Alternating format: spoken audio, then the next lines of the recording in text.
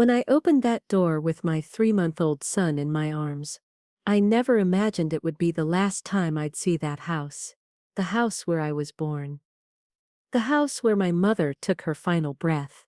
But my uncles, Richard and Thomas, had other plans, and what I discovered in the days that followed would change everything I thought I knew about my family. Let me take you back to where it all began, because what happened next was far worse than I could have ever imagined. The front door of the modest house on the outskirts of Alamogordo, New Mexico, slammed shut with a sound that echoed through my chest, louder than the desert wind. I clutched Noah, barely 3 months old, against my body with all my strength. My arms were already aching, but I held him tighter. "You can't do this to us, Uncle Richard," I screamed, my voice breaking with anguish. "She's your mother, your own mother, for God's sake." Little Noah, oblivious to everything, slept with the peace only the innocent know. The gray sky threatened to unleash its fury upon us at any moment. Richard, the older of my 2 uncles, didn't even look at me.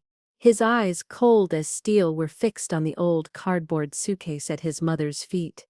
"My grandmother, Margaret." "We already did it, Maya," he said. His voice was rough as sandpaper. "This house is ours now. Mom decided to give it to us while she's still alive. Right, Mom?" He turned to the elderly woman who was trembling, not just from the cold, but from the betrayal burning through her veins. "You have no right to bring your problems here. Or that creature." The word creature came out of his mouth with a contempt that froze the blood in my veins. Thomas, the younger brother, watched from the porch, wiping his hands on a dirty rag. He was weaker than Richard, but just as complicit in the cruelty. "Maya, try to understand," he said, avoiding my piercing gaze. "Things are tough for everyone. There's not enough space here, not enough money, not enough heart is what there isn't." Margaret interrupted. Her voice was fragile but loaded with iron dignity. "You two are a disgrace to your father. May he rest in peace." She grabbed the handle of her only suitcase, the same one she used when she first came to this country decades ago. "Shut up, old woman," Richard spat, taking a threatening step toward her. "You always favored her. You always favored Maya's mother, even when she was sick." He made a dismissive gesture toward the dirt road, stretching before us. "Now you can go with your favorite granddaughter. Leave and don't you dare come back." I looked at my grandmother, her eyes filled with tears that the wind dried instantly. "Grandma, let's go," I said, my jaw tight. "We're not going to beg for scraps." "Where will we go, child?" Margaret whispered, her gaze lost in the distance. "We have nothing.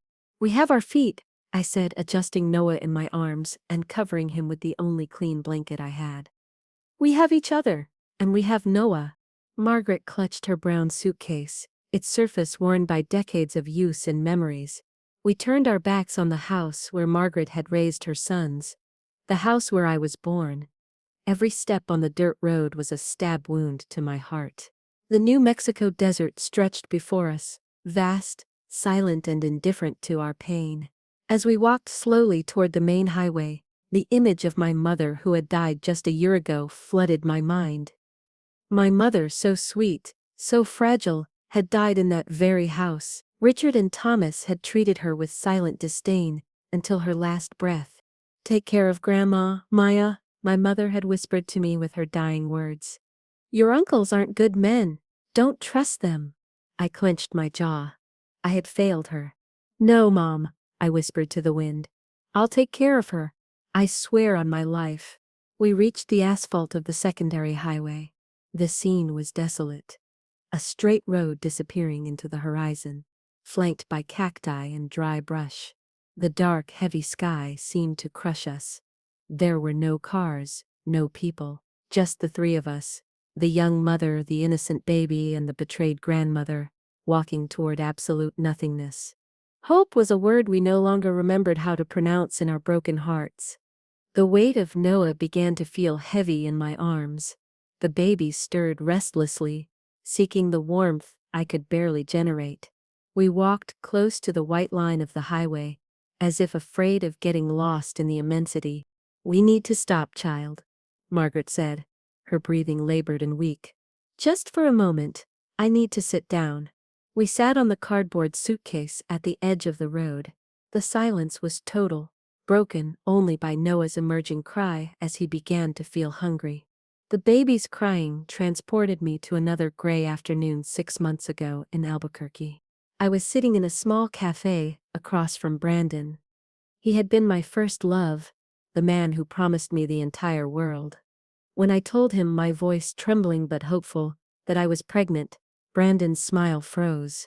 I can't, Maya, he said, his dark eyes suddenly empty. I have plans. I have my career. I can't be a father right now. What about us? I asked, my hand instinctively moving to my still flat belly. There is no us, Maya. I'm so sorry, he said, standing up. I remembered following him down the street, begging him, humiliating myself.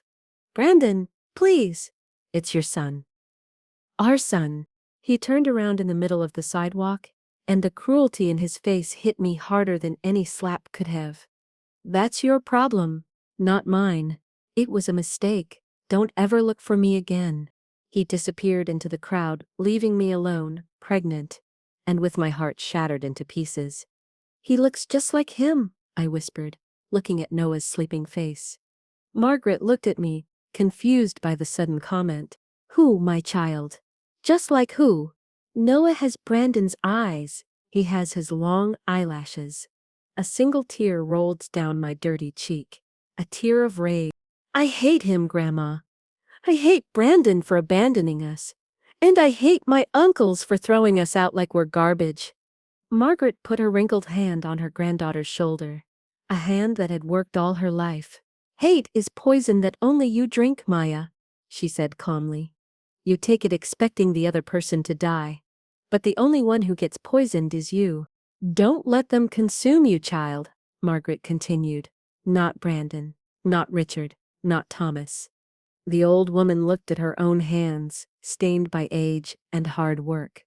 I raised those two boys. I gave them everything I had, and look how they repay me.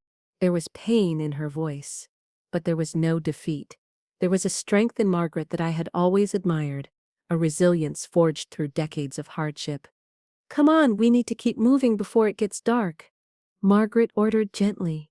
We stood up again. The sun was beginning to hide behind the distant mountains, painting the sky a dirty orange and purple. The desert cold intensified immediately. I was shivering, and not just from the temperature. Noah needed to eat. He needed a clean diaper. I only had 2 more diapers and a little bit of formula in a cold bottle in my bag. I was a single mother, poor, and now homeless. In the distance, we saw the bright lights of a car. I felt a stab of hope in my chest. Grandma, look, a car. I began waving my free hand desperately for help.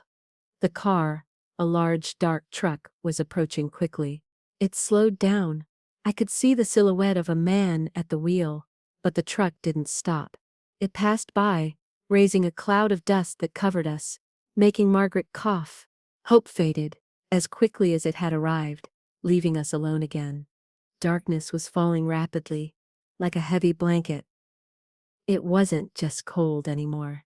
It was dangerous. I knew coyotes roamed these roads at night. We can't sleep here, Grandma. We can't. It's too dangerous. Noah's crying was now constant. A sharp sound of hunger and cold that tore at my soul. Dear God, help us, Margaret murmured. Her faith was the only thing she had left. She clutched my arm. We walked another 20 minutes, each step heavier than the last. That's when I saw it.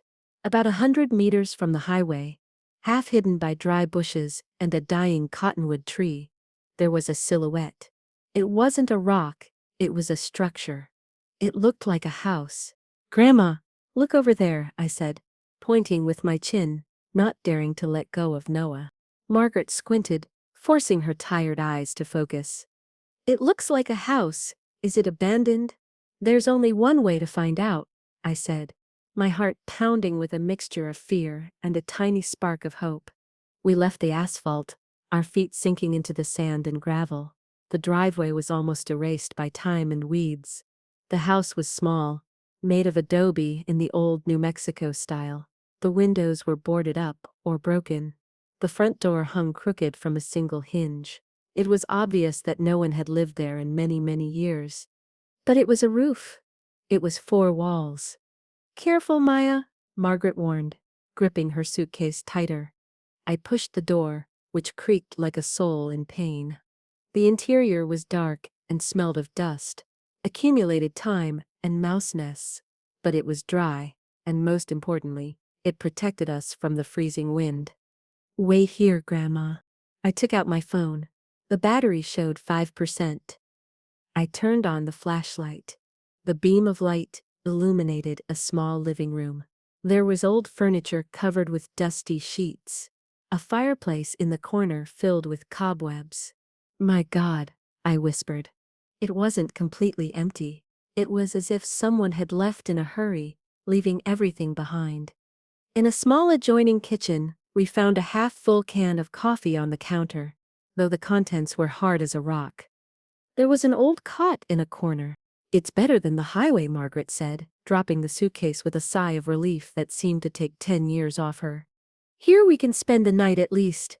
I cleaned the dust off an old sofa with Noah's blanket and helped my grandmother sit down. Then I looked for a place for the baby. I found a small room, a bedroom. There was a wooden crib. A crib.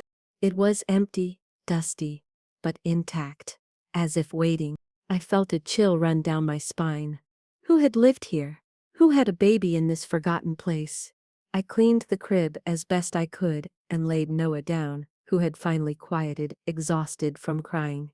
As night fell over the desert, Margaret and I sat together on the old sofa. We had no food except Noah's last cold bottle. We had no light except the moon filtering through the broken boards of the windows. But we had a roof. We were safe from the wind. "Tomorrow we'll figure out what to do," I said. My voice was barely a whisper in the darkness. Margaret nodded, already half asleep. In that abandoned house in the middle of nowhere, for the first time in a long time, I felt something that wasn't fear. If this story has already gripped your heart, if you're feeling Maya's desperation and Grandma Margaret's pain, hit that like button right now, and tell us in the comments what city you're watching from. Trust me, what happens next will shock you even more. Don't miss a single moment, and if you love powerful stories like this, subscribe so you never miss our next one. The desert sun, bright and relentless, woke me up. Every muscle in my body ached. Noah was awake in the crib, but he wasn't crying. He was watching, fascinated, the dust motes dancing in a ray of sunlight. Margaret was standing by a boarded window, trying to look through a narrow crack. "This place seems familiar to me," Margaret said suddenly, her voice loaded with strange confusion. "It can't be, Grandma. We're miles from home," I responded, getting up from the hard sofa. I had one absolute priority. I needed to find water and food. I carefully left the house. The morning sun revealed the property. It was small, but it had a well. I ran toward it, fearing it would be dry. I grabbed the rusty crank and miraculously, when I turned it with effort, a stream of clean, cold water came out. I cried with relief. I filled the empty bottle to wash it and went back inside. "Grandma, there's water. There's a well and it works." Margaret, however, wasn't listening to me. She was in the kitchen with her hand on the peeling adobe wall. "Your grandfather, may God rest his soul," Margaret began, remembering her husband Robert, who had passed away so many years ago. "He always wanted to build a house like this, far from all the noise." She touched the wall as if touching a beloved face. "But Richard and Thomas, they always wanted more. They wanted the city. They wanted easy money. They never understood their father." She remembered when Robert got seriously ill. Richard and Thomas, already teenagers, barely visited him in his room. They complained about the smell of medicine in the house.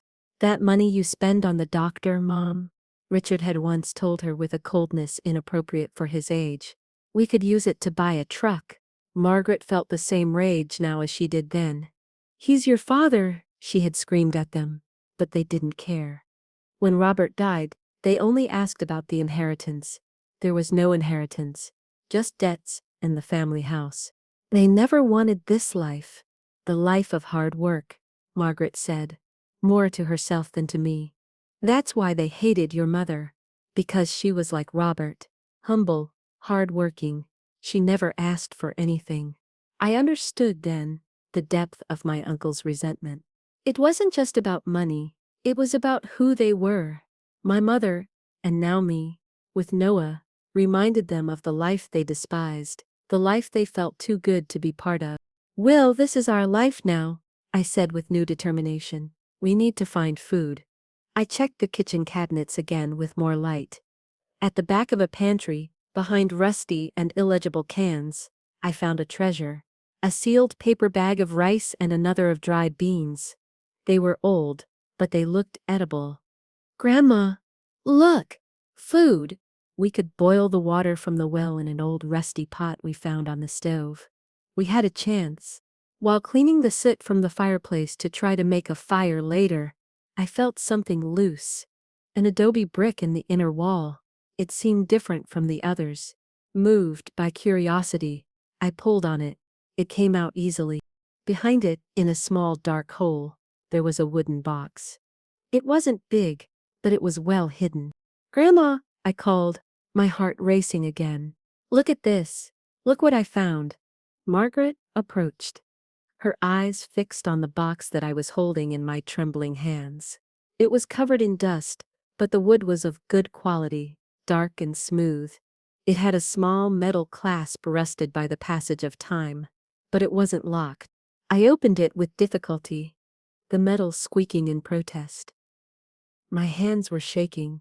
What would we find? Money, jewelry, something that would save us from this misery. I lifted the lid slowly. The contents left us breathless, but not for the reason we expected. Inside there was no gold. There were papers. A bundle of letters tied with a faded blue silk ribbon, and beneath them a small worn leather notebook, the cover hardened by the years. Letters, I said, my voice tinged with deep disappointment. They're just old letters and a diary. Don't say just, child, Margaret gently reprimanded. Sometimes words are worth more than gold. Let me see. She took the bundle. The letters weren't from me or Margaret. The handwriting was elegant but shaky, as if written in haste. Margaret read the recipient on the first envelope. To my dear Robert. Margaret's heart skipped a beat. Robert, my grandfather. I was confused. But who wrote them? You, Grandma? Margaret shook her head, her eyes clouded by the past. I didn't write these letters, Maya. I can barely write my name. Your grandfather was the one who read me the newspaper. She opened the first letter, her hands trembling so much that I had to help her unfold the fragile paper. The letter was dated, Dear Robert, I read aloud, my voice echoing in the silent room. I know I shouldn't write to you. I know you're a married man and I'm just the woman who took care of you when you got sick that time in the field, but I can't forget your kindness. I can't forget the conversation we had. I looked up at Margaret, horrified. Grandpa had an affair? Margaret was as pale as the paper, clutching the edge of the fireplace. No, Margaret said, her voice firm though trembling. Your grandfather wasn't that kind of man. There has to be an explanation. Keep reading. I'm not asking you to leave your wife, I continued. She's a good woman. I know it. I see it in the way you talk about her. I'm just writing to tell you that the land we cleared together, that little piece of desert you called our refuge, is where I'm living. And I'm not alone. I'm going to have a child, Robert. Your child. I dropped the letter.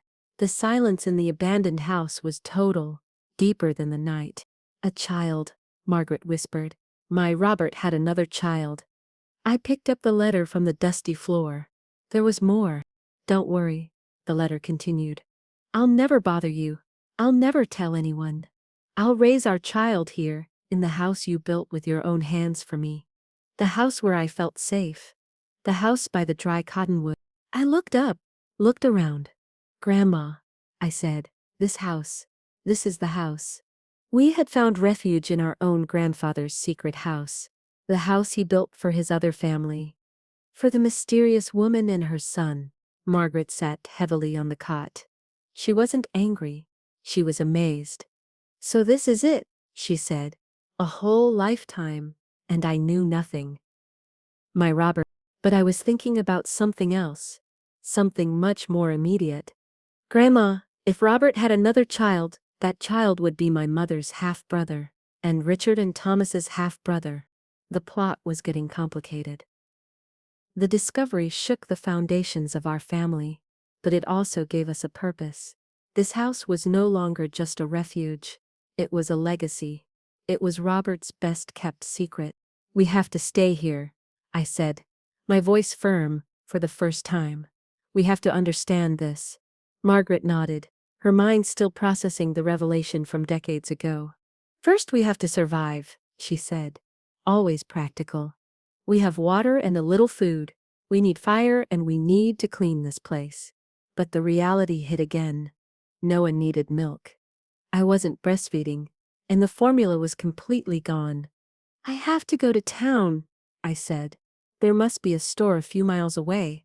You can't go alone. It's dangerous, Margaret said. Margaret unsewed a secret hem in her old suitcase. Inside was a small wad of folded bills. $100. It's all I could save from those thieves, she said, referring to her sons.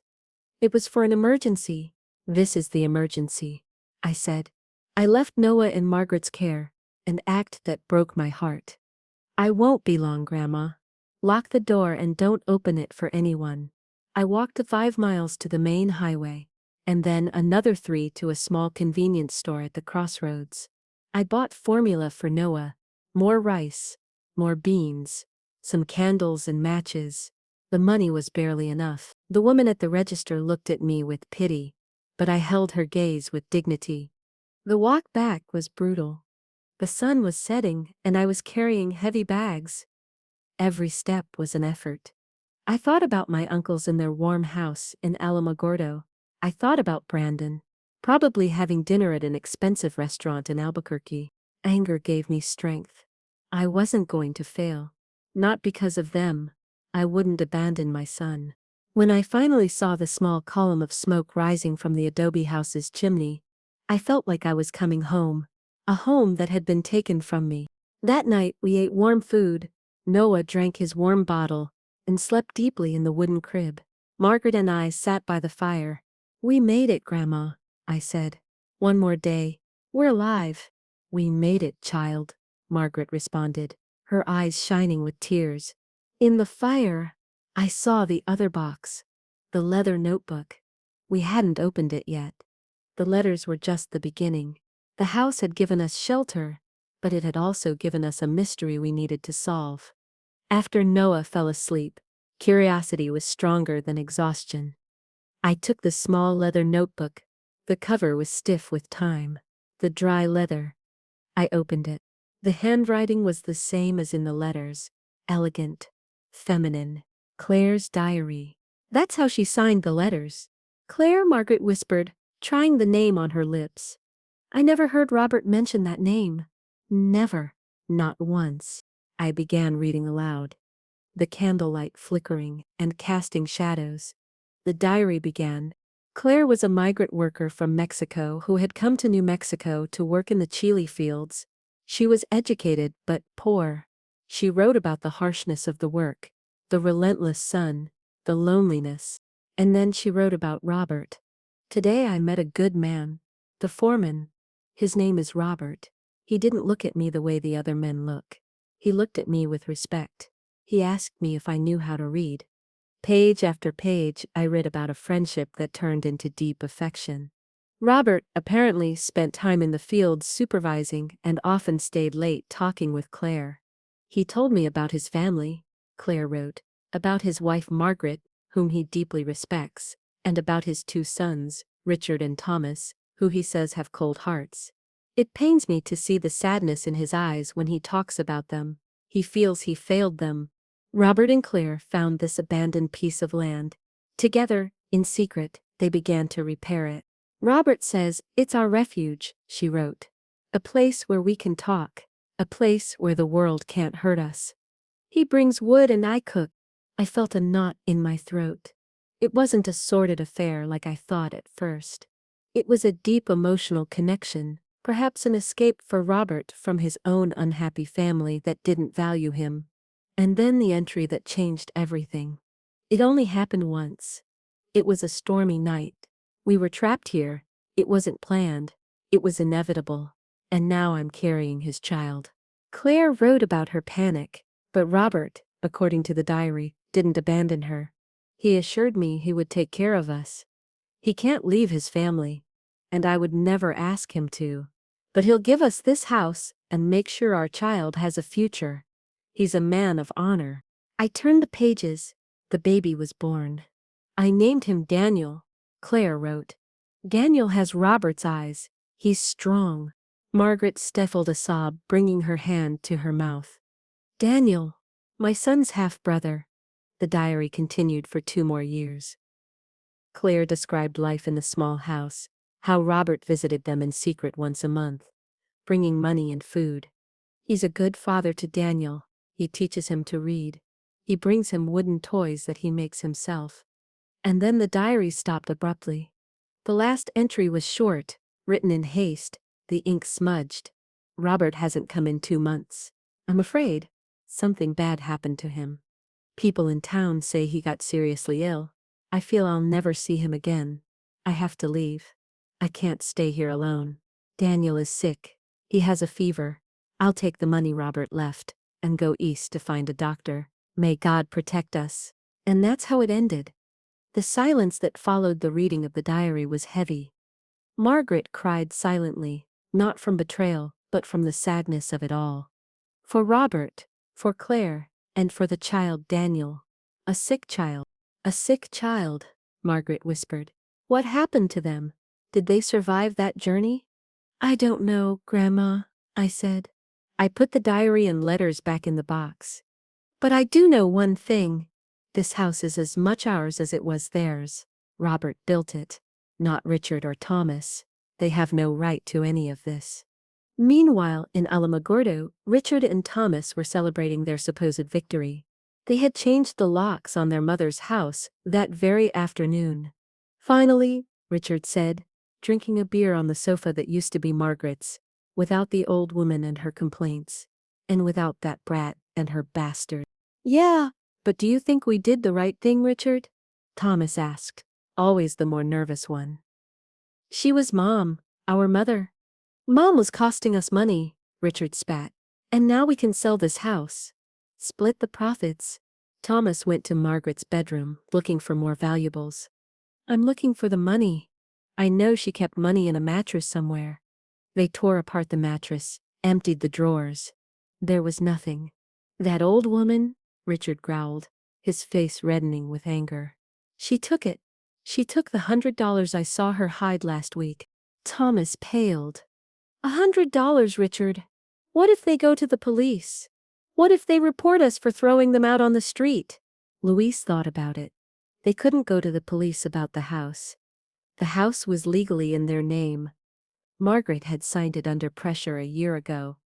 But public opinion was another thing. No, they won't go to the police. They have nowhere to go, Richard said. But you're right. We can't just leave them out there. They're a loose end. If they talk, we'll look bad. What do you mean? Thomas asked. I mean we need to find them, Richard said, his eyes darkening. We need to make sure they don't talk. They got into Richard's old dark truck, the same truck that had passed them by on the highway hours before. We're going to drive down the secondary highway, Richard said. They couldn't have gone far on foot in the cold. We'll find them, take the money, and drive them to a shelter in Albuquerque. Far from here, where they don't know anyone, and won't bother us. Thomas nodded, though a sense of dread settled in his stomach. His older brother scared him more than anything. In the adobe house, I felt a sudden chill. I'm scared, Grandma. What if they find us? What if my uncles come looking for us? Let them come, Margaret said, her voice regaining strength. Robert left us this house. Let them come if they dare. But I knew we were 2 women and a baby against 2 grown, cruel men. We need to find something more. Something to protect us, I said, looking at the box. Claire left. Why did she leave this behind? Why would she leave the diary? I looked inside the box again. Under the hollow where the letters were, I felt something more. There was a false bottom. I lifted it with my nails. Underneath wasn't another diary. There was a single document, carefully folded. An official paper. I unfolded it under the candlelight. It was a property deed. The property deed for this very piece of land. And the name on the deed wasn't Robert Torres. The name was Daniel Morrison. Daniel Morrison, I read aloud, my voice trembling. The confusion was total. Why is the deed in Daniel's name? And why Morrison? Grandfather's last name was Torres. Morrison, Margaret repeated. Maybe Claire's last name. Robert gave him her last name. But why leave it here? I asked. If you're leaving, you take the property deed. It's the most valuable thing. It doesn't make sense. Margaret shook her head. Maybe she couldn't. Maybe she had to flee very quickly. The child was sick. She didn't think. This is huge, Grandma, I said, my mind racing a mile a minute. If this land belongs to Daniel, and Daniel is Robert's son, Richard and Thomas have no right to this. No one does. Only Daniel. A man who probably doesn't even know this exists, Margaret said. A child who fled with his mother 30 years ago. But we have proof, I insisted. We have the diary, and we have this. I held up the paper like it was pure gold. At that moment, Noah began to cry. A loud, whining cry. I ran to calm him. Shh, my love. Shh. Everything's okay. That's when we heard it. The sound of an engine. An engine that was slowing down on the highway. It didn't pass by. It stopped. Margaret and I looked at each other. Panic flooding our eyes. Blow out the candles, I whispered. Margaret blew them out, plunging the house into total darkness, except for the moonlight coming through the cracks. I peeked through a crack in the window. I saw the dark truck, Richard's truck. It was parked on the highway, the lights pointing toward the driveway. They saw us, I whispered, trembling. They saw the smoke from the chimney. Hide, Margaret ordered. Get in the bedroom with the baby. Quick. Under the bed. I ran, closing the bedroom door. Just as we heard Richard's truck door slam shut. I know you're in there, Mom, Richard's voice shouted. It sounded furious, distorted by the wind. Come out. We heard the crunch of his boots on the dry gravel. Richard, let's go, Thomas's voice said, trembling. This place gives me the creeps. It looks haunted. Shut up, Thomas. I'm not leaving without my money. That old woman stole from me. The front door creaked open with a bang. Richard and Thomas entered the living room. They turned on powerful flashlights, their beams cutting through the darkness. I was in the bedroom, covering Noah's mouth so he wouldn't cry, praying the baby wouldn't make a sound. Margaret, however, stayed in the living room. She sat on the sofa in the darkness, waiting like a queen on her broken throne. Richard swept the room with his flashlight, and the beam of light landed on his mother's wrinkled face. He jumped back. Jesus, Mom, you almost gave me a heart attack. Margaret didn't move. She looked at him with an icy contempt that even Richard couldn't ignore. What do you want, Richard? Did you come to steal the air I breathe too? Give me the money, old woman, he demanded, approaching. I know you have it, the $100. Give it to me. I have nothing for you, Margaret said. And this house isn't yours. Get out of here. Don't act tough, Richard shouted, losing control. Thomas, let's go. No, she's going to listen to us. Richard raised his hand as if he was going to hit her. In the bedroom I heard the threat. I heard my uncle raising his voice at my grandmother. I forgot about hiding. I forgot about fear. Rage flooded through me. I came out of the bedroom, holding Noah tightly against my chest. Don't you dare touch her, Richard. Richard turned around, surprised. A cruel smile drew across his face. Well, well, the family's reunited. Now the money.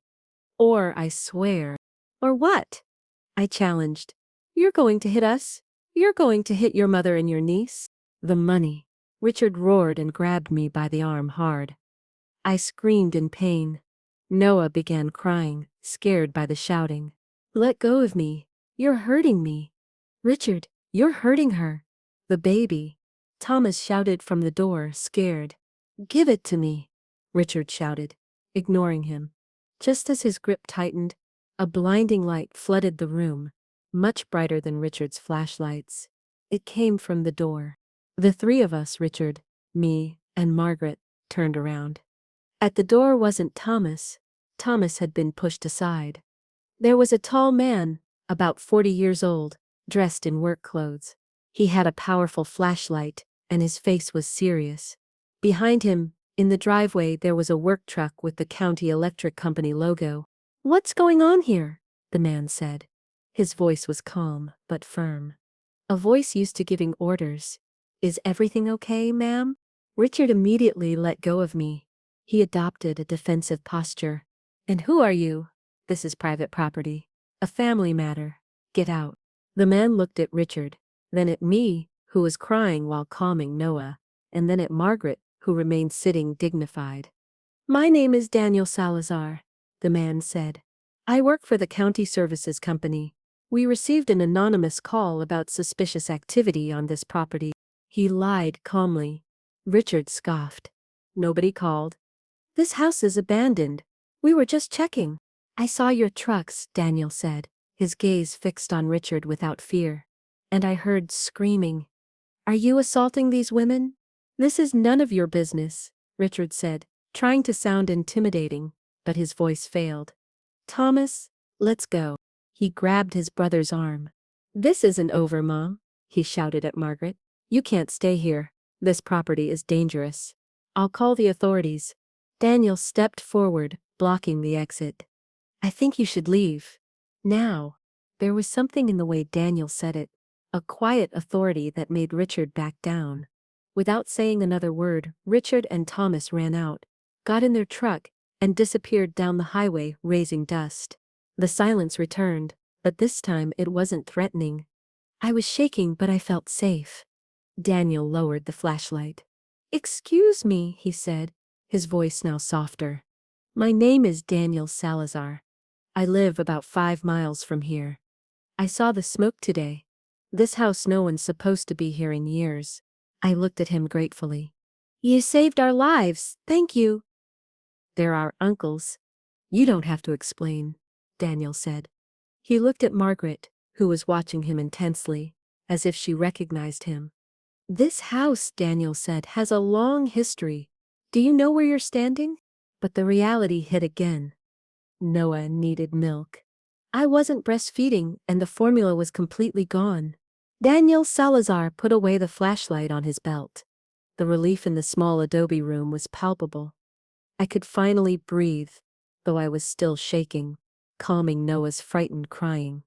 Margaret didn't take her eyes off the man. There was something in his face, in the way he looked at the fireplace, that disturbed her. Thank you, I said, my voice still weak. I don't know what they would have done if you hadn't arrived. Those men are my uncles. Daniel nodded slowly, his gaze traveling around the room.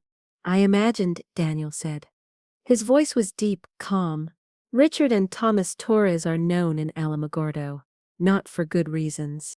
He turned to Margaret with a respect I hadn't seen in a long time. Mrs. Torres, I'm very sorry for what they've done to you. Margaret looked at him fixedly. How do you know my name? She asked, her voice sharp with surprise. And how do you know my son's names? Daniel sighed, taking off his work hat, revealing short dark hair. Because I know this house, he said. I've lived near here all my life. My ranch is a few miles west. This house, my mother used to talk about it. She called it the house by the dry cottonwood. She said a sad woman lived here a long time ago with a small child. My and Margaret's eyes opened wide. We looked at each other, a chill running through us. Your mother, I asked, approaching. Who is your mother? What did she tell you? My mother's name was Claire, Daniel said. The silence that fell in the room was absolute, heavier than the desert night. Claire, Margaret exclaimed. Claire Morrison. Daniel frowned, confused. No, my mother was Claire Salazar. My father, well, he died when I was very young. Why that name? I felt the ground moving under my feet. We found something, I said, my heart pounding wildly. We found a box hidden in the fireplace.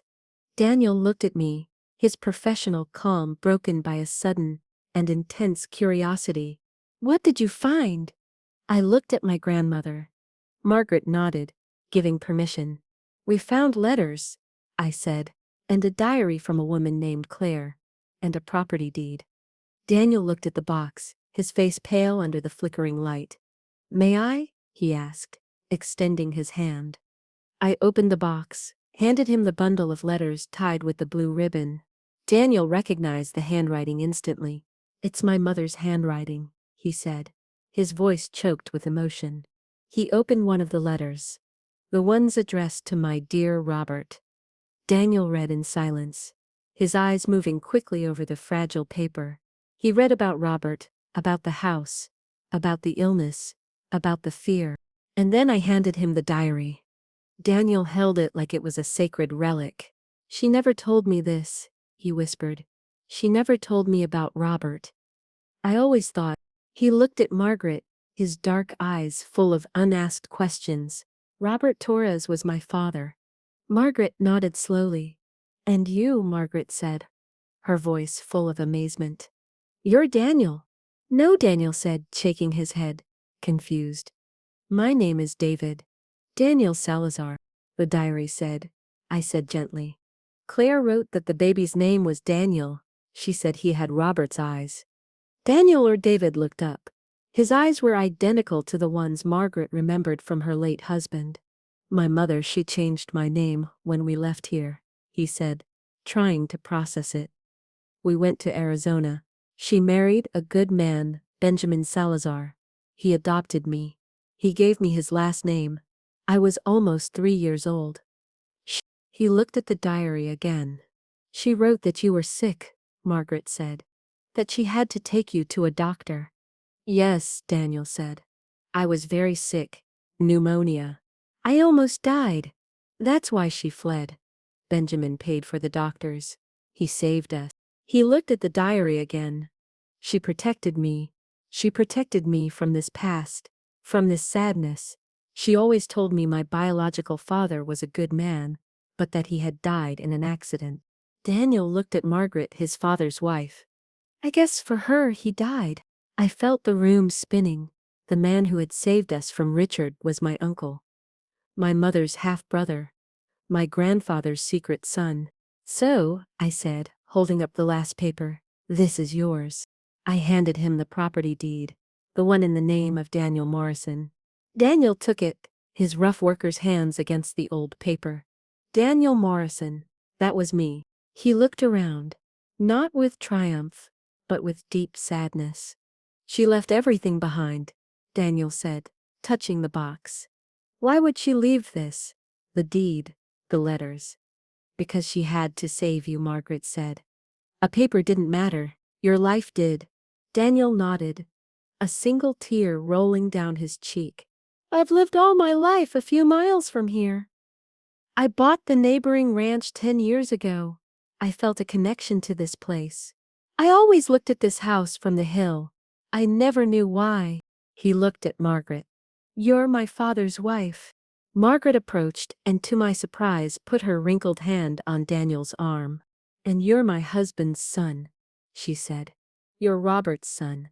You're blood of my blood, even if you're not my child. Daniel looked at her, and in his eyes he saw the forgiveness and acceptance Claire had always feared. My brothers, Daniel said, the words sounding strange. Richard and Thomas, they're my half-brothers. They threw us out, I said bitterly. They kicked us out of Grandma's house. The house your father Robert built. Daniel's expression hardened. The sadness was replaced by a cold, controlled anger. What? Richard and Thomas threw their own mother out on the street? I told him everything. The cruelty, the threats, the way they threw us onto the highway with a baby. And they came here tonight, I said. to take the last $100 Grandma had. Richard was going to hit her. Daniel clenched his fists. They don't know who I am. They don't know this house is mine. Tomorrow, Daniel said, his voice firm as steel, we're going to Alamogordo, not to beg. We're going to the property registry office. We're going to register this deed. And then we're going to pay my brothers a visit. He turned to me and Margaret. You're not alone anymore. This is my house, and my house is your house. No one will lay a hand on you again. I swear it on the memory of my father, on the memory of Rob. The next morning's sun felt different. It wasn't threatening, it was a promise. Daniel returned early, as he had promised. He didn't come alone. He brought his truck, loaded with supplies. A portable generator, an electric heater, boxes of food, formula for Noah, diapers, bottled water, and wooden boards. You can't live like this, he said simply. While we sort this out, you'll be comfortable. While Daniel worked to board up the broken windows and secure the door, I watched him. Why? I finally asked. Why are you doing all this for us? You barely know us. Daniel put down the hammer, wiped the sweat from his forehead. Yesterday I was just a neighbor helping, he said. Today I'm family. My mother, Claire, lived in fear of your family. She fled to protect me. She never sought what was rightfully hers. He gestured toward the house. For 30 years Richard and Thomas lived comfortably, taking advantage of Margaret's kindness, while my mother struggled. She died 5 years ago, Daniel continued, his voice low. She never knew what happened to Robert. She always wondered if he had forgotten her. He looked at Margaret, who was rocking Noah. Now I know he didn't forget her, and I know my brothers are exactly the cold men my father described in the diary. What are we going to do? I asked. They have papers that say Grandma's house in Alamogordo is theirs. Grandma signed. She signed under pressure, Daniel said. We can fight that, but it will be difficult. However, this house, he hit the adobe wall. This house is ours. It's mine, and it's right next to the highway they use. They know we're here, and they know I'm here. That will make them nervous. Daniel had a plan. It wasn't just about the property. It was about exposing them. That afternoon, Daniel, me, and Margaret drove to Alamogordo. We left Noah with a trusted neighbor of Daniel's. We entered the county registry office. Daniel's property deed was old, but legal. Daniel presented Claire's diary, his own birth certificate from Arizona showing the name change, and an affidavit from Margaret identifying him as Robert Torres's son. The clerk, amazed by the story, registered the property in Daniel Salazar's name. The adobe house was officially his. We drove straight to the house I had been expelled from. Richard's truck was parked outside. Daniel knocked on the door, not with anger, but with an authority that made the wood tremble. Richard opened the door with a beer in his hand. His arrogant smile was erased when he saw Daniel, flanked by me and his mother. What the hell do you want? Richard spat. Did you come to defend these? I came to introduce myself, Daniel interrupted, his voice calm. My name is Daniel Salazar, but I was born as Daniel Morrison. I'm the son of Claire Morrison and Robert Torres. Richard's beer slipped from his hand and crashed onto the porch. Thomas, who had appeared behind him, turned white as a ghost. The game had just changed. Richard's reaction was denial, a violent, panic-filled denial. You're lying, he shouted. My father didn't have other children. It's a trick by this old witch. He pointed at his mother. She paid you to say this. You want my money? We don't want your money, Richard, Margaret said, her voice sharp. We want justice, and we want my house back. Thomas was shaking behind his brother. Richard? What if he's telling the truth? Dad, he was always sad. Always. Shut up, Thomas, Richard roared. I'm not here to argue about the past, Daniel said calmly. Although we have proof, my mother's diary, Robert's letters, my DNA if necessary. The mention of DNA made Richard take a step back. I'm here for the present. You threw your mother out on the street. Your niece. And a baby. That's inhumane. It's my house, Richard insisted. She signed it over to me. It's legal. What you did was coercion, Daniel said. And what I have is the house next door. The adobe house. The one my father, Robert, built for my mother, Claire. And guess what, brother? Today I registered it in my name. It's mine legally. Richard's face went from red to purple. So what? It's a pile of ruins in the desert. It's worth nothing. Maybe it's not worth anything in money, I said, speaking for the first time. But it's worth everything in dignity. And now we're neighbors. Very close neighbors. And we're going to make sure the whole town knows what you did. Thomas couldn't take it anymore. Richard, we have to fix this, he pleaded. We can't, people will talk. We're not fixing anything, Richard shouted, pushing his brother. They won't come back. Get off my property, all of you. He slammed the door in our faces. Margaret sighed, but she didn't look defeated. I knew it. That boy has always been poison. It's okay, Mom, Daniel said, putting his arm around Margaret. That was just the first step. We returned to the adobe house. The feeling of home was even stronger. Over the following days, Daniel and I worked nonstop. We repaired the roof. We installed temporary solar panels that Daniel had at his ranch, giving us light and electricity. We fixed the old well pump. We cleaned the land. The house was transforming. We were no longer hidden victims. We were becoming builders. Margaret cooked for us, filling the house with the aroma of home cooking for the first time in 30 years. You're strong, Maya, he told me one day while we were securing a window frame. Your mother would be proud, and my father, Robert, would be too. I felt myself blushing. In the midst of the reconstruction, Daniel was also planning. Richard is scared, Daniel said, but he's right about one thing. The house in Alamogordo is in his name. We need a lawyer, and I have a friend in Albuquerque who's the best at elder abuse and real estate fraud cases. Daniel made the call. The lawyer, impressed by the story, agreed to take the case pro bono. The tide was starting to turn, slowly but surely. While our life was improving, I couldn't help but think about the other man who had failed me. Brandon, Noah's father. I hadn't thought about him since the night we were expelled. The hatred had dissipated, replaced by the exhausting task of surviving. But now, with a secure roof and hot food, the thoughts returned. I wondered where he was, if he cared whether his son was alive or dead. I decided it didn't matter. He had made his decision. I had made mine. Just as an almost peaceful routine was beginning to settle in, the dust rose again on the highway. This time it wasn't just Richard's truck. It was a county police car from Doñana County.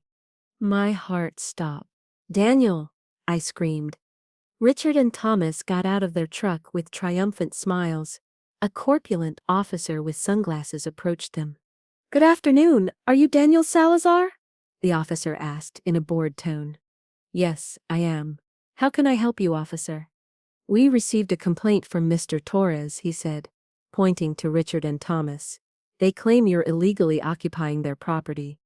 Daniel laughed dryly. Officer, with all due respect, this is my property. It's registered in my name. Mr. Torres is mistaken. He's lying, Richard shouted. This land belongs to our family. He invaded it. The officer sighed. Look, Mr. Salazar, Mr. Torres here claims this lot has always been part of his family's land. That there's no legal division and you're here without permission. That's a blatant lie, Daniel said. I have the property deed registered this week. It's in my truck. Do you want to see it? It's fake, Richard insisted. He forged it. He's working with them to rob us. The officer looked at me and Margaret. Ladies, I'm sorry about this, but there's a dispute. Until this is cleared up, I'll have to ask you to vacate the property. No, I shouted. You can't do this to us. Not again. This is our home. They're invaders, officer. Get them out, Richard demanded. The officer looked uncomfortable, but the law was the law. Sir, if they're disputing the deed, you'll have to go to court. For now, they can't stay here. Daniel stepped forward. Officer Miller, Daniel said, reading the name on the uniform. I know, Judge Ramos. Do you? I know how things work in this county. Richard Torres owes money to half the town. Are you sure you want to take his side? Officer Miller tensed. I'm not on anyone's side. I'm just doing my job. Then do your job, Daniel said. Call your superiors. Verify the deed I registered. You'll see it's legal, and you'll see Richard Torres has a history of threats. Daniel took out his phone. In fact, I have my lawyer on the line. Do you want to talk to him? He specializes in real estate fraud and harassment. Daniel's confidence was unwavering. Officer Miller looked at Richard, then at Daniel. His triumphant smile had disappeared. Officer Miller stepped away a few steps, talking on his radio. The tension was so thick you could cut it. Richard muttered furiously to Thomas, who looked like he wanted the ground to swallow him whole. Everything will be okay, Daniel whispered to me without looking at me. Just stand firm. After what seemed like an eternity, Officer Miller returned, his face impassive. The registry confirms the property is in the name of Daniel Salazar, he said dryly. Richard's expression fell apart. It was a mix of shock and pure fury. That can't be. That land is ours. According to the county, it's not, Mr. Torres, the officer said. This is now a civil matter. I can't evict them, Mr. Salazar. He turned to Richard. And if you call about this property again without a court order, I'll arrest you for misuse of police resources. Is that clear? Richard was livid, speechless. Leave now, the officer ordered. Richard and Thomas returned to their truck, but Richard didn't leave without throwing out one last threat. This isn't over, Daniel. Or whatever your name is, he shouted out the window. You don't know who you're messing with. You'll pay for this. They drove off, leaving a cloud of dust and hatred. Daniel, me, and Margaret stood there, watching them disappear. We had won the battle, but the war we knew was far from over. Thank you, I said to the officer. He just nodded and left. That'll keep them away for a while, Daniel said. But Richard is desperate, and a desperate man is dangerous. I never thought my own sons, Margaret began, but her voice broke. Daniel hugged her. They're not your sons, Mom, Daniel said, using the word mom for the first time, surprising himself. There's something else, something my father Robert saw 30 years ago. Margaret cried, this time with relief. She had lost 2 sons but gained 1. That night the small adobe house felt like a fortress. We had defended our home. I laid Noah down in his crib. The baby smiled in his sleep.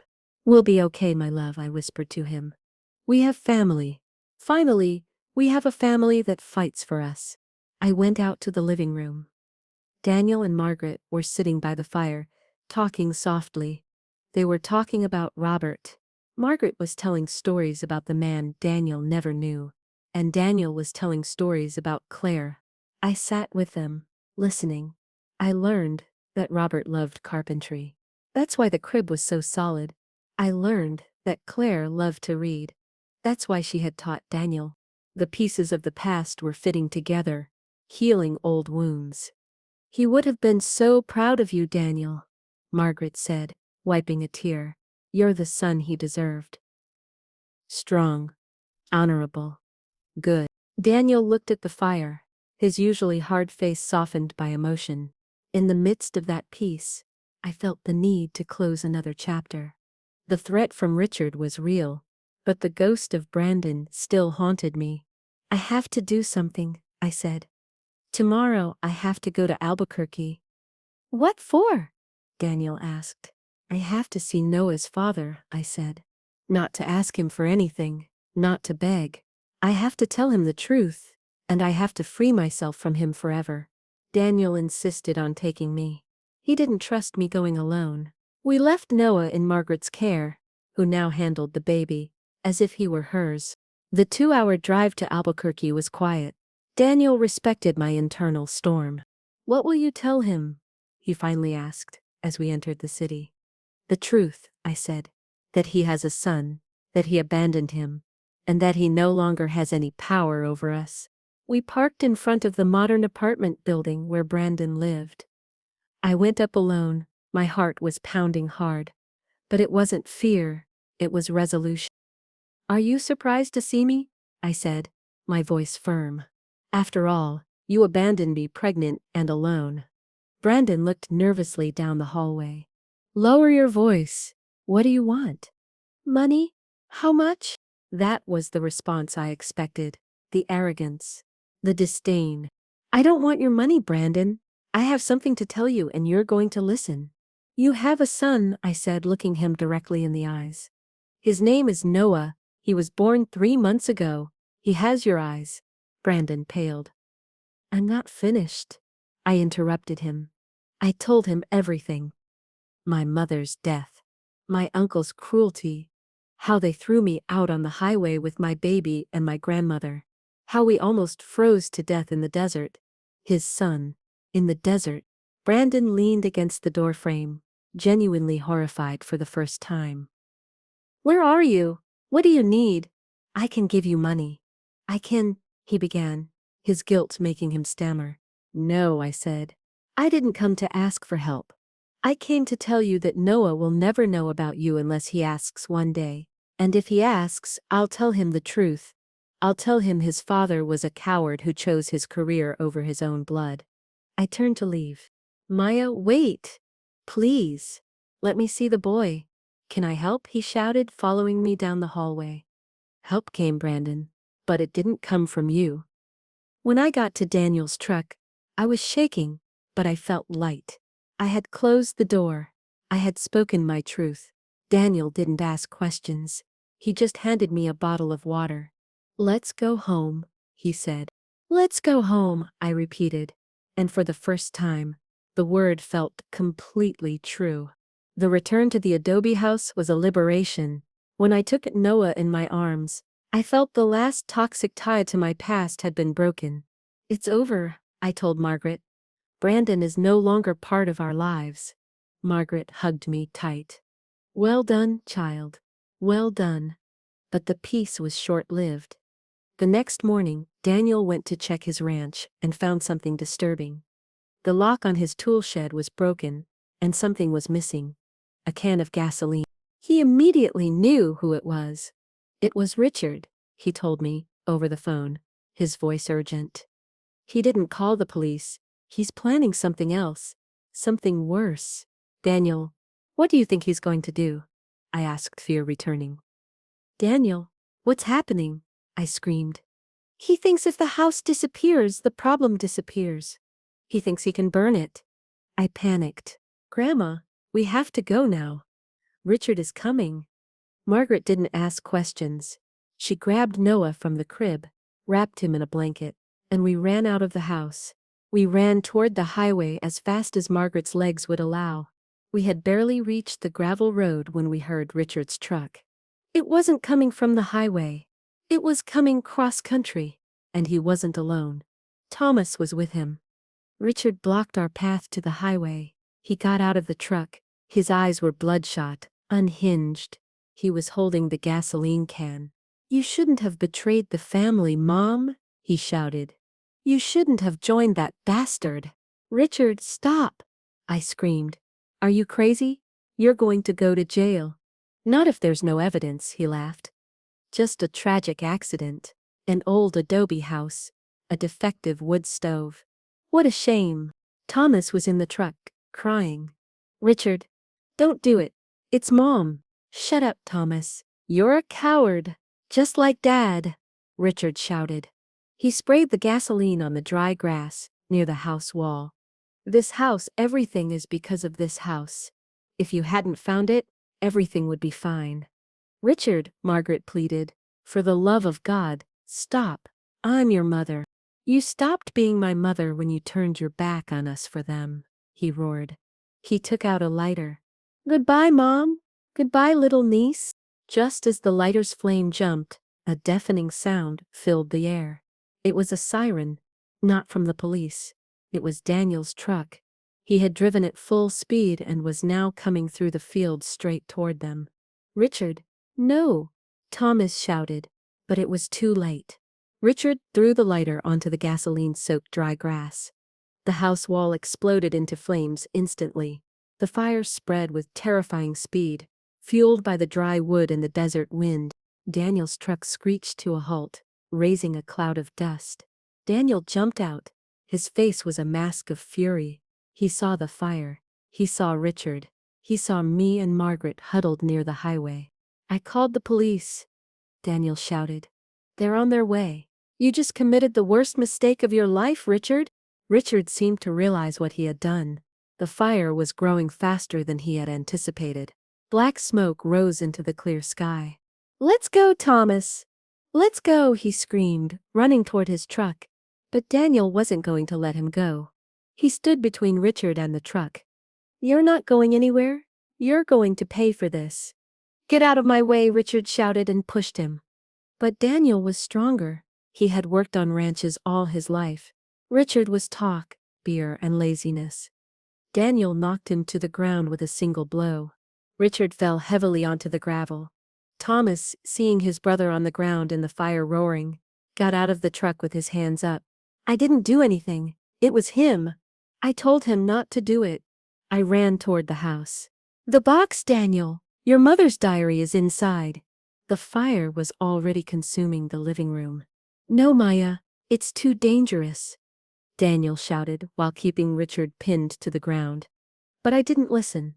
I couldn't let Claire's memories burn. Not after everything we'd been through. Covering my face, I ran toward the front door that was already engulfed in flames. "Maya, no!" Margaret screamed, terrified, holding Noah. I entered the burning house. The heat was unbearable. The smoke blinded me. The fire was everywhere. I saw the fireplace. The wooden box was still on the mantel. The fire was licking its edges. I jumped over the burning furniture, grabbed the box, burning my hands in the process. The roof began to creak above me. I turned to get out, but a burning wooden beam fell from the ceiling, blocking the door. I was trapped. The smoke filled my lungs. I started coughing, choking. "Daniel," I screamed, my voice barely a whisper. Through the smoke, I saw a figure. Daniel had covered his face with his jacket. "Maya, hold on to me," he shouted. He lifted me off the ground, pushed me through a gap in the burning wall where he had entered, and pulled me out. Just as the adobe house's roof collapsed with a deafening roar. I was safe. Daniel had saved me. And in my burned hands, I still held the wooden box. In the distance, the sirens of the police and firefighters were approaching. Richard was on the ground, defeated. Thomas was crying inconsolably. But we were alive. We had the proof. And now finally, we had a future.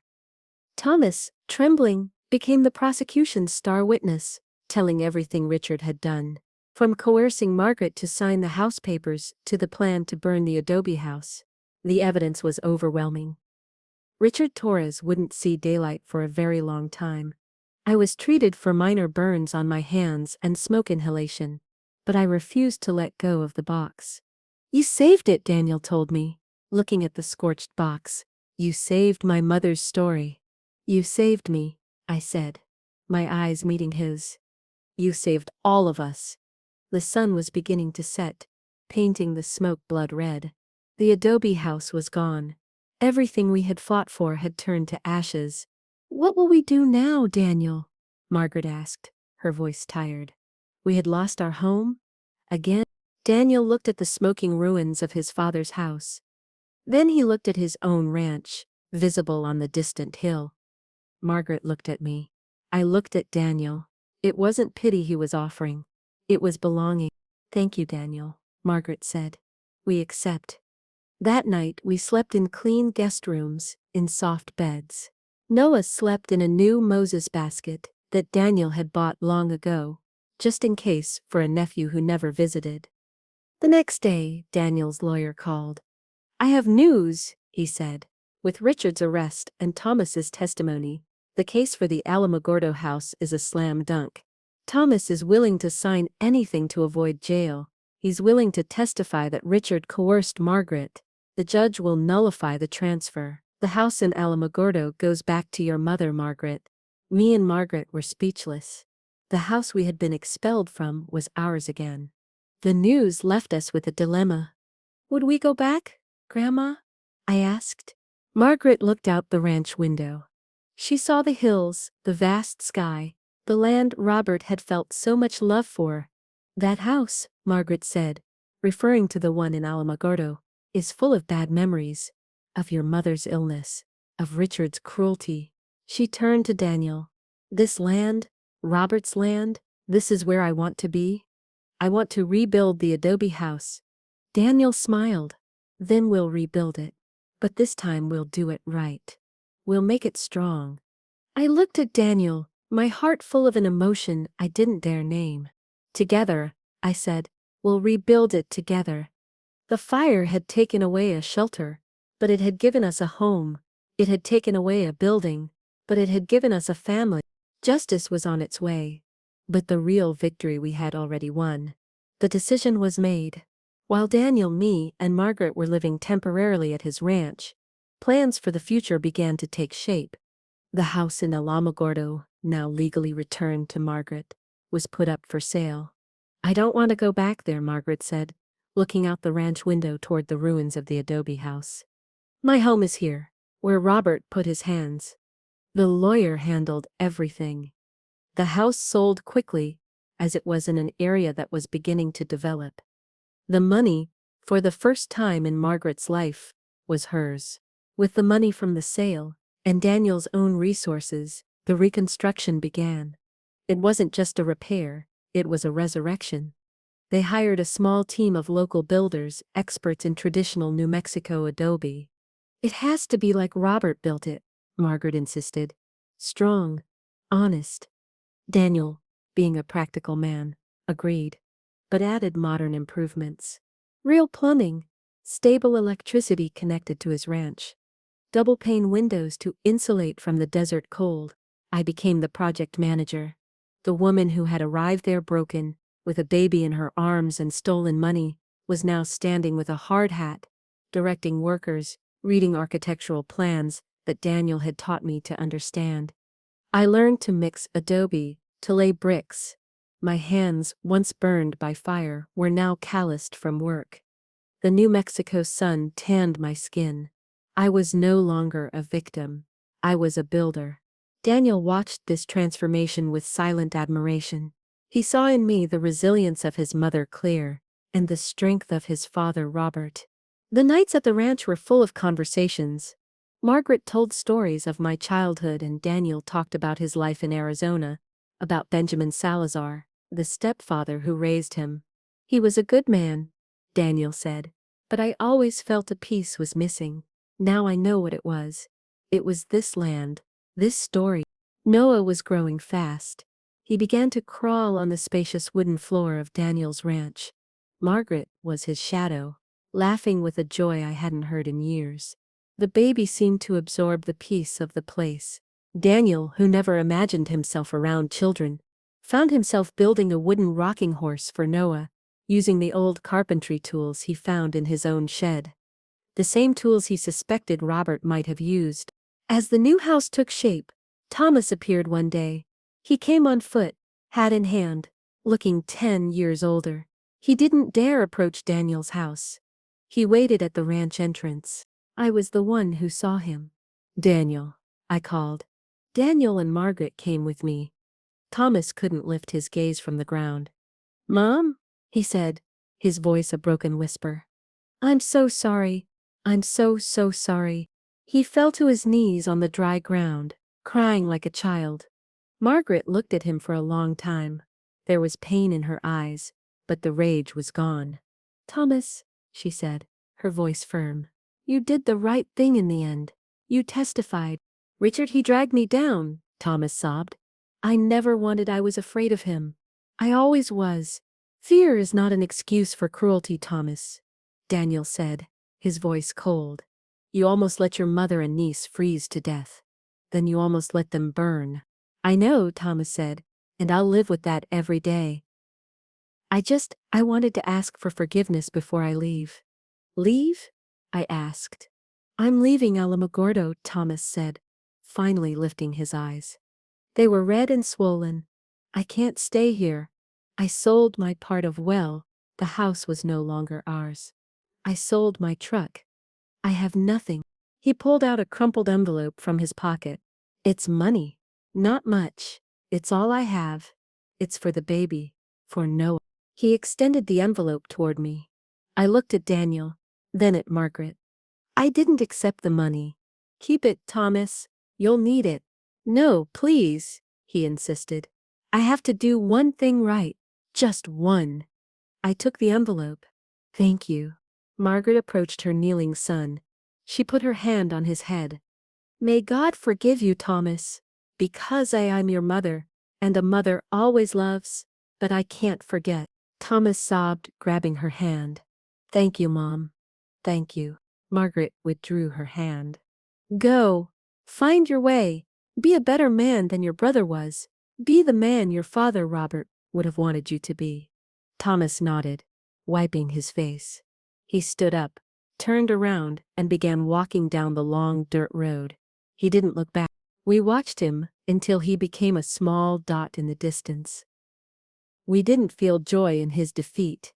We felt just the sad closure of a painful chapter. Thomas's departure marked a turning point. The negative energy that the Torres brothers had brought seemed to have finally dissipated from that land. The work on the new house continued with renewed vigor. The main structure was ready. It was an adobe house, yes, but it was wider.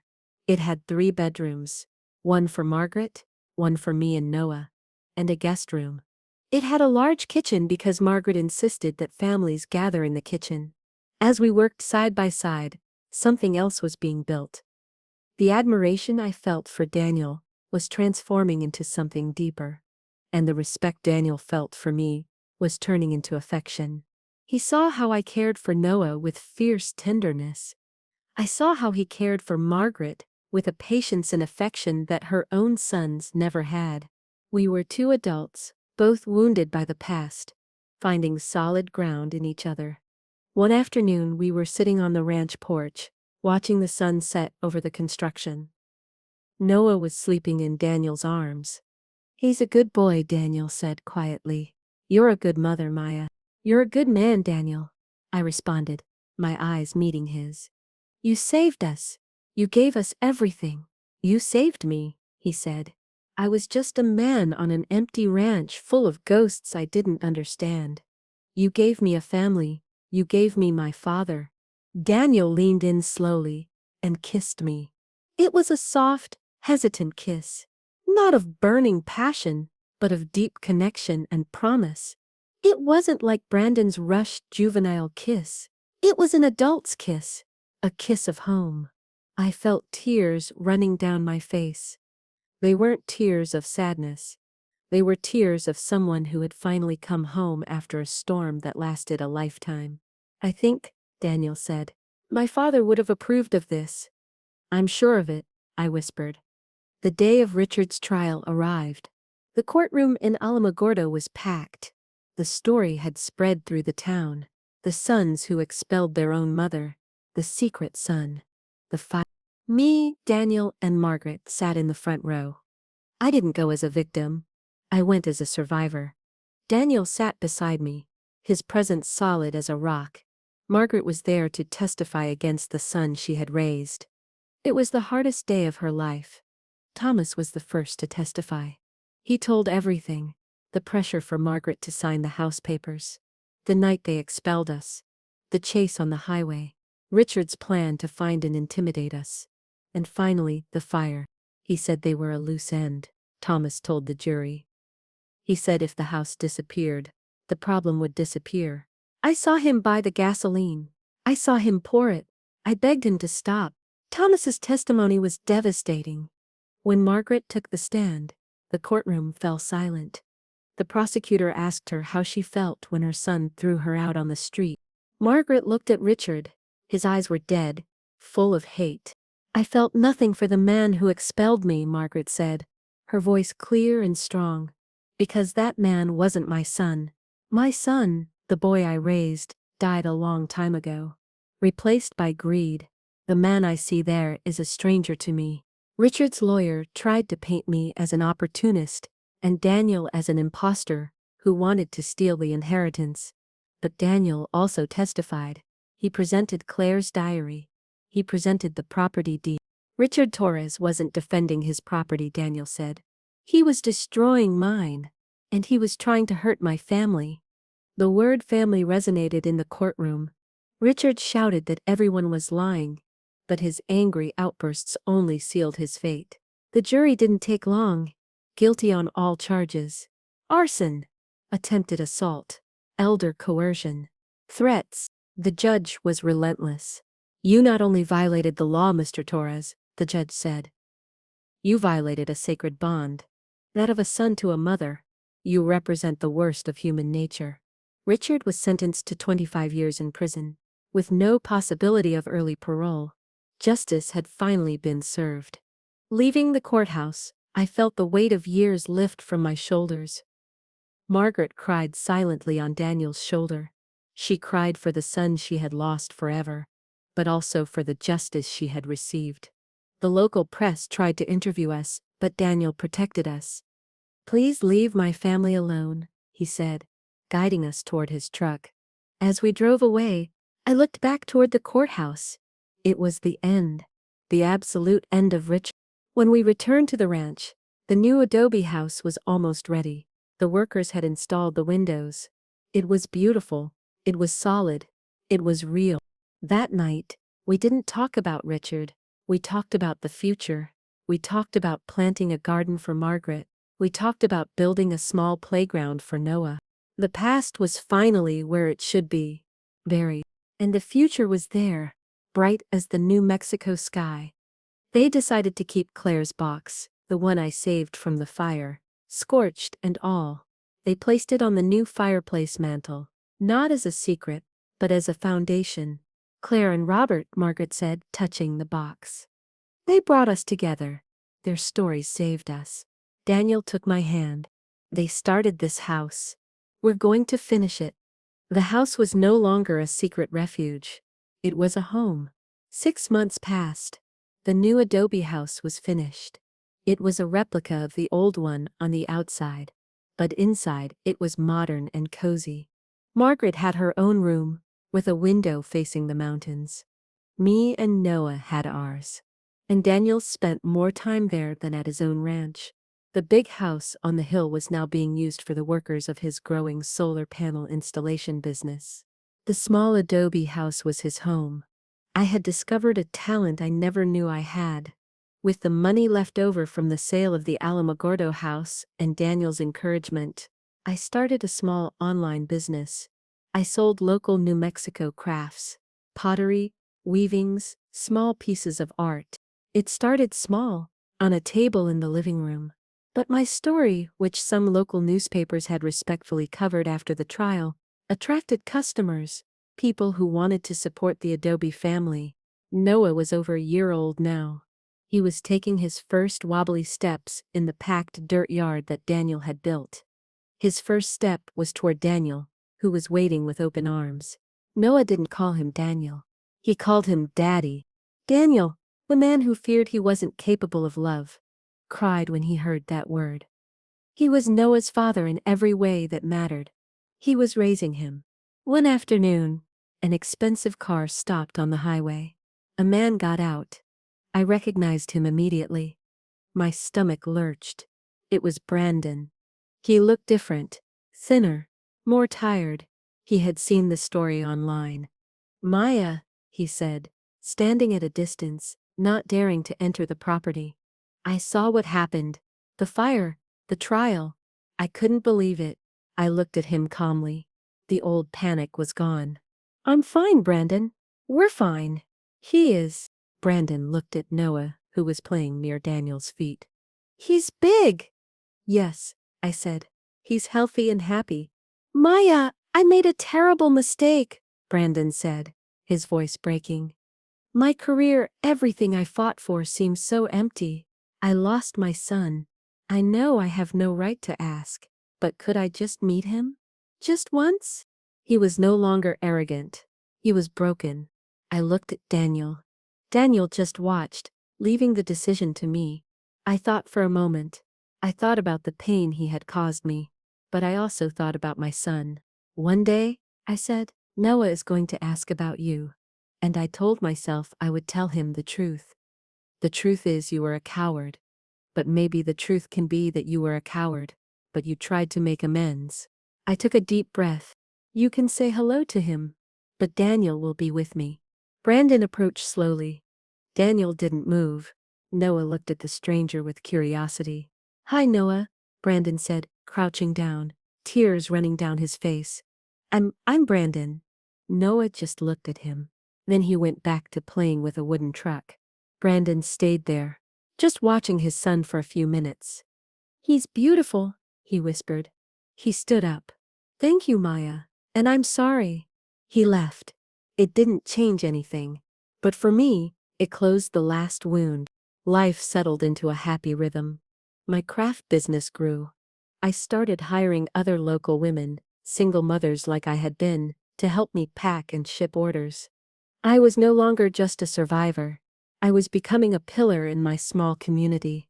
People respected me. I had faced literal and figurative fire and had come out stronger.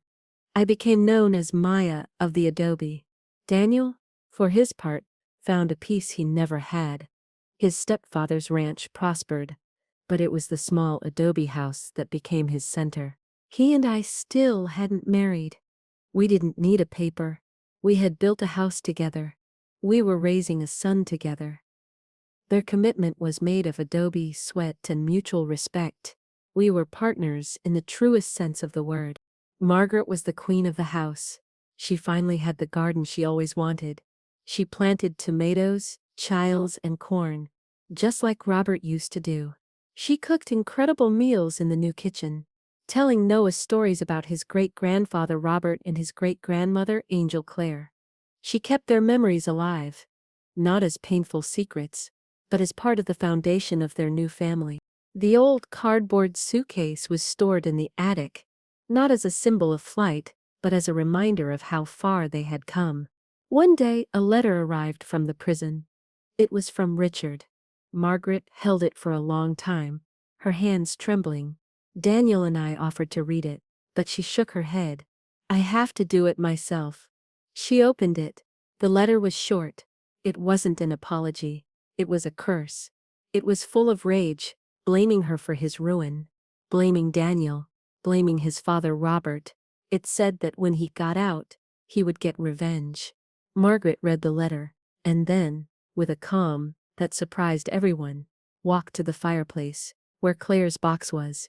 It was summer, the fire wasn't lit, but she took the letter and methodically tore it into tiny pieces. No more, she said. No more poison in this house. She threw the pieces into the empty fireplace. Richard's hatred could no longer touch them. He was trapped behind steel bars, but they were free. That night, Daniel took me outside. The desert sky was full of stars, brighter than any city. 25 years, Daniel said. That's a long time. But he's still your uncle. No, I said. You're my family. You're my mother's brother. You're Robert's son. I smiled. And you're my son's father. Daniel took my hand. He knelt there on the land his father had loved. He didn't have an expensive ring. He pulled out a piece of string from his pocket, the same kind we used to tie the tomatoes in Margaret's garden. He tied it gently on my finger. Maya, you gave me back my father's story. You gave me a family. You gave me a home. Marry me. Be my wife. I cried. But this time they were the happiest tears of my life. Yes, I said. 1,000 times yes.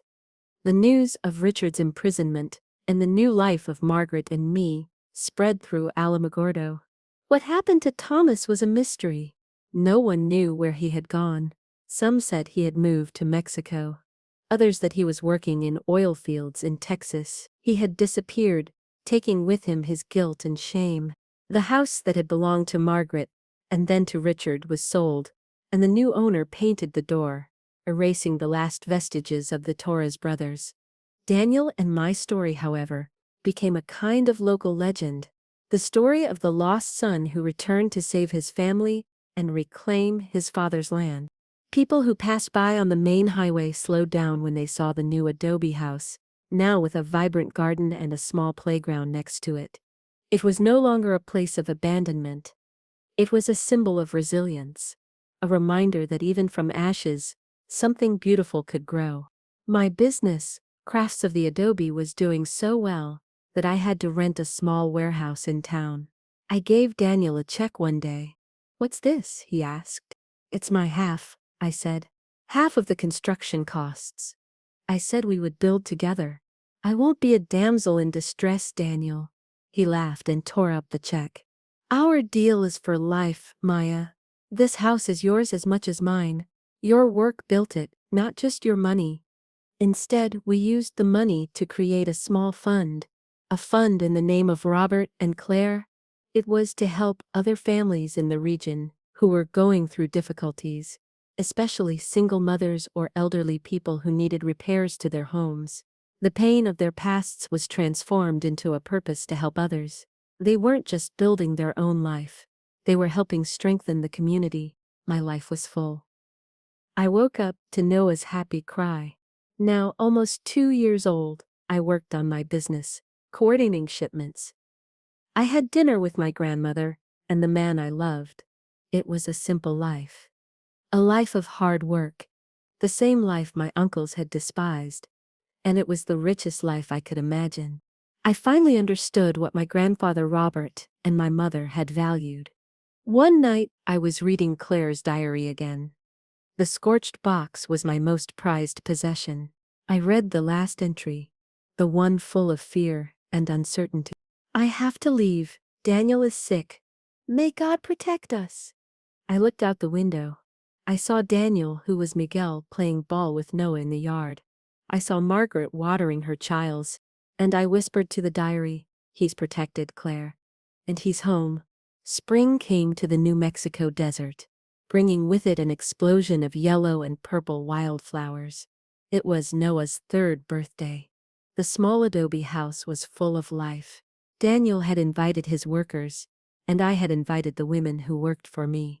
There was music, food, and laughter. Margaret, now with renewed health, was the proud matriarch, telling stories to a group of children. Noah ran through the yard, his dark hair shining in the sun. Robert and Brandon's same eyes. But his smile was only his. And his heart belonged to Daniel and me. He stopped in front of Daniel, who was at the grill. "Daddy, look," he shouted, showing a drawing he had made. It was a drawing of 3 people and an adobe house. "It's us," Daniel said, lifting him in the air. "That's our house." I watched from afar, my heart so full it felt like it would explode. I was pregnant again. 3 months.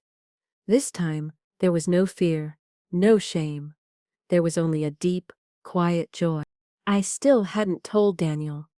I wanted to wait until that night. It was our anniversary too.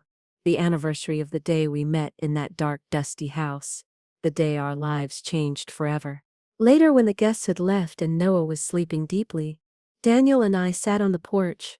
The air was cool and smelled of dust and flowers. "It was a good day," Daniel said, putting his arm around me. "It was a perfect day," I said. I took his hand and placed it on my belly. "And I have a gift for you. For us." Daniel looked at me confused for a second, and then his eyes opened wide. "You're," he whispered. I nodded, tears of joy running down my face. "We're going to have a baby." Daniel hugged me tightly, burying his face in my hair. "Maya," he said, his voice overcome with emotion. "My God. A family. A real family."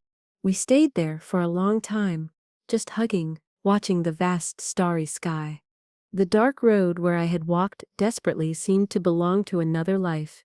The adobe house behind us was silent. It was more than bricks and wood. It was a testament.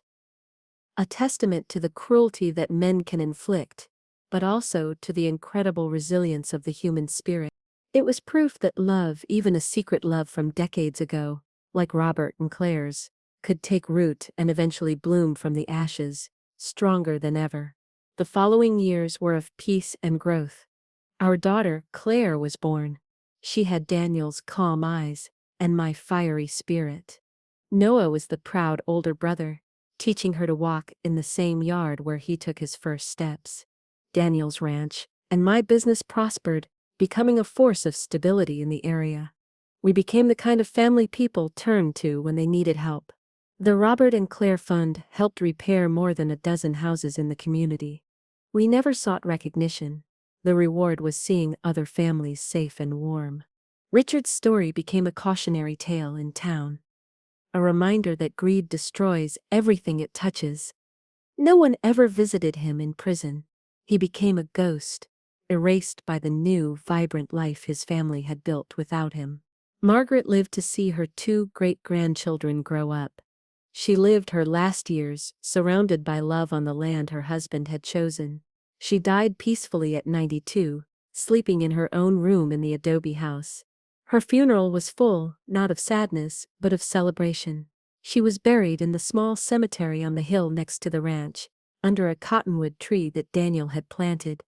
Me and Daniel continued her legacy. We taught Noah and Claire about the importance of family, hard work, and compassion.